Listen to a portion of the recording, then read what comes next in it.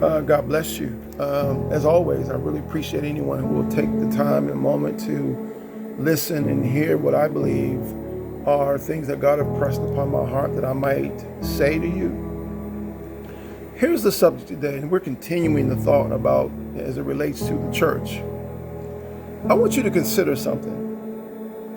In the Old Testament, the first established place where God dwelled was the tabernacle. Then there was the temple. And in both places, first of all, God gave instructions how the tabernacle should be designed, how the tabernacle should be set up, and what it should be made of. Then we go into the temple, and God gave Solomon strict instructions on how to build the temple, what to place in it, where things were laid out, the architectural design of the temple. And then every time when the tabernacle was built or the temple was built, the Spirit of God, it said that the glory would fill the place. Of course, the glory would fill the temple into the holies of holies. It said it was so thick that some of the priests couldn't even minister. They call it, the glory was called the dunamis power of God, Spirit of God. Here's the concern.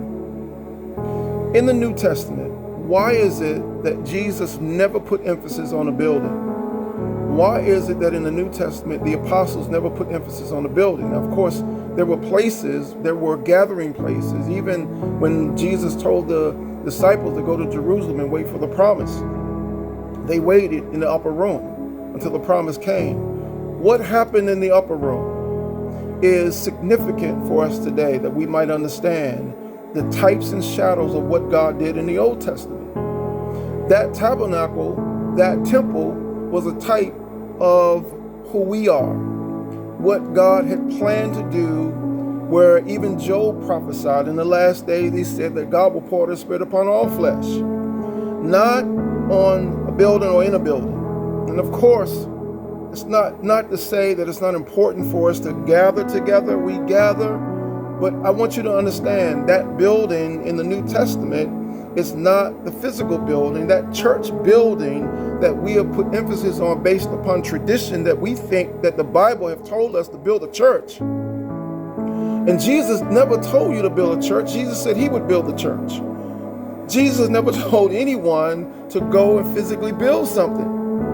But we do it based on assumptions. We assume that the building that we're building is what Jesus said He would build. But I submit to you that that building, that church building, is the people of God. On the day of Pentecost, when God poured out His Spirit upon flesh, that was a type of when God's glory entered the tabernacle and the temple. He now seeks to dwell with man within us. We are the building that's not made with brick and mortar and not made with hands. We're that building. We're that church. And I think we need to put the importance on the people of God and stop putting importance on that building fund that we pretty much rob people or manipulate people to give money to build this building that God never told us to build. And I understand those who are caught up in the tradition. I was one of those builders. I established ministries. I built the church. I did all those things. But God showed me that's not the building. The people of God are the building. The people of God is where God desires to dwell. He dwells in us. He lives in us. He moves in us. We allow Him to move through us. That's the building. That's the church. Don't just go to church, be the church. Don't just talk about church things and churchology. Be the church. You are the salt of the earth, not that building, not that group, not that organization. You are the salt of the earth. I think we just need to understand what God has done inside of us and who we are. He dwells in us, or He seeks to dwell in us. Let Him dwell in you today. Stop talking about the Spirit of God is in this place. He's in this place, inside of us. That's where He wants to live. That's where He wants to He wants to live and breathe and move through us. The Bible said that where there are 2 or 3 are gathering together in his name, he would be in the midst.